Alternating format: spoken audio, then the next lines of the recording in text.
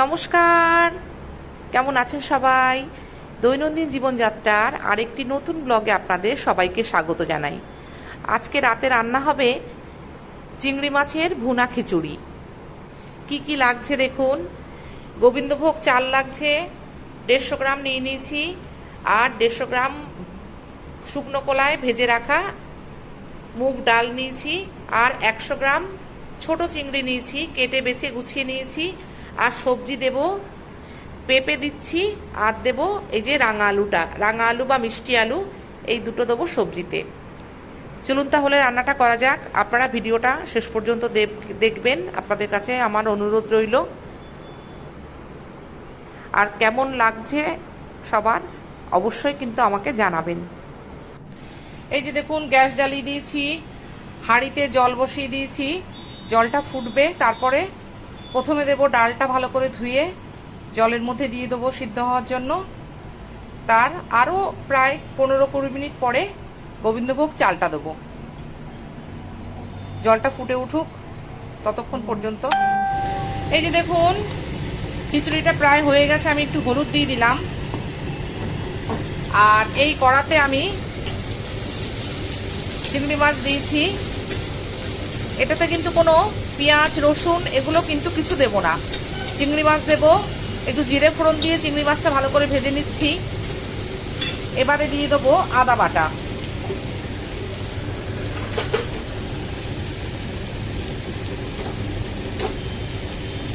এই যে দেখুন, 1/2 চামচ আদা বাটা।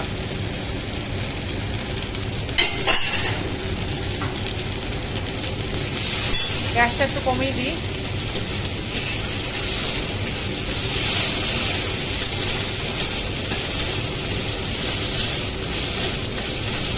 খুব বেশিক্ষণ ভাজবো না।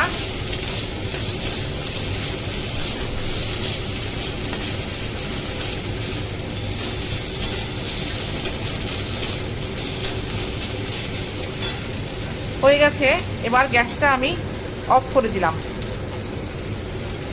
এবারে এই চিংড়ি মাছগুলো তুলে আমি এই হাঁড়িতে দিয়ে দেবো।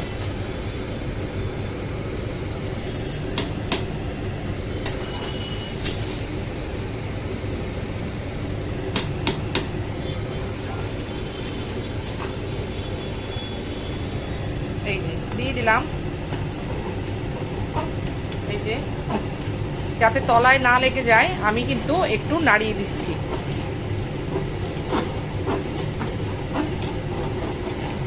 একটু পাতলা হয়েছে, কিন্তু আরো তো ফুটবে, দেখবেন তখন ঘন হয়ে গেছে।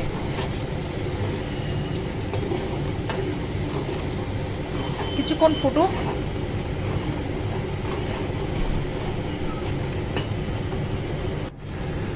এই দেখুন, অনেকটাই ঘন হয়ে এসছে। এবার দিয়ে দেবো জিরের গুঁড়ো। এই যে 1 চা চামচ জিরের গুঁড়ো দিয়ে দিলাম।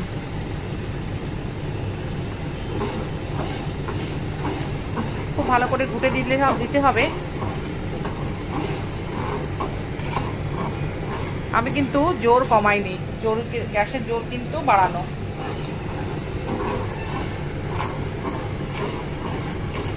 আমি না একটু ঝিঙেও দিয়েছিলাম, আপনাদেরকে বলতে ভুলে গেছি।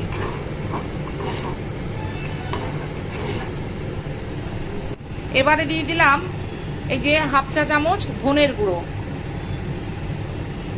আমি গোটা ধনে বাড়িতেই গুঁড়ো করে নিই। একটু ঘুটে দিলাম।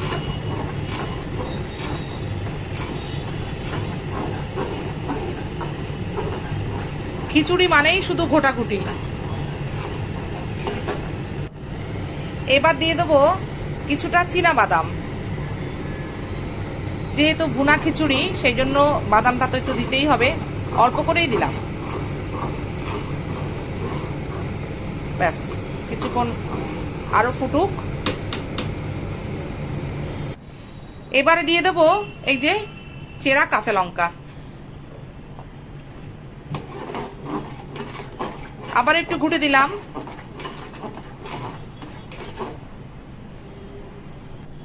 আমার খিচুড়ি কিন্তু কমপ্লিট।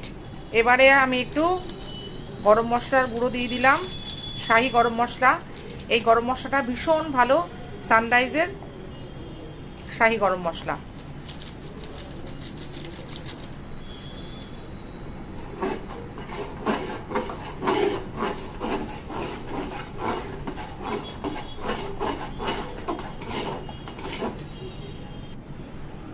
এবার দিয়ে দেবো সব শেষে হাফ চামচ ঘি।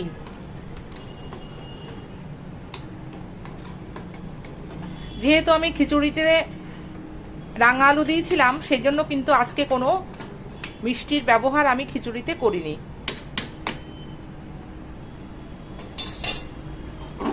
একটু ঘুটে দিলাম আবারও।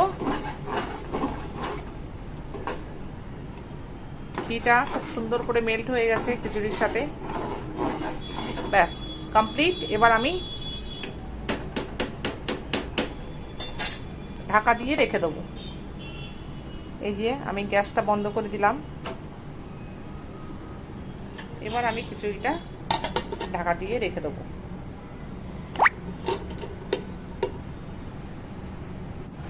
এই যে দেখুন আমার খিচুড়ি রেডি হয়ে গেছে, তার সঙ্গে আলু ভাজা। মহারাজকে খেতে দিয়ে দিয়েছি। মহারাজ খেয়ে বলতো কেমন হয়েছে, বল।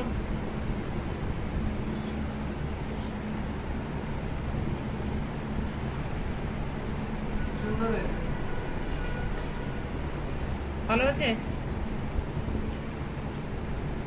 খাও। ঠিক আছে, চলুন তাহলে আজকের ব্লগটা এই পর্যন্তই। দেখা হচ্ছে অন্য একটি ব্লগে কিংবা অন্য একটি লাইভে। ততক্ষণ সবাই ভালো থাকবেন, সুস্থ থাকবেন। আর আমার খিচুড়ি রান্নাটা কেমন লাগলো আপনাদের অবশ্যই আমাকে জানাবেন। আর যারা এখনও পর্যন্ত আমার চ্যানেলটাকে সাবস্ক্রাইব করেননি, প্লিজ সাবস্ক্রাইব করে পাশে থাকবেন। আর পাশের বেল আইকনটা কিন্তু প্রেস করতে কেউ ভুলবেন না, কেমন?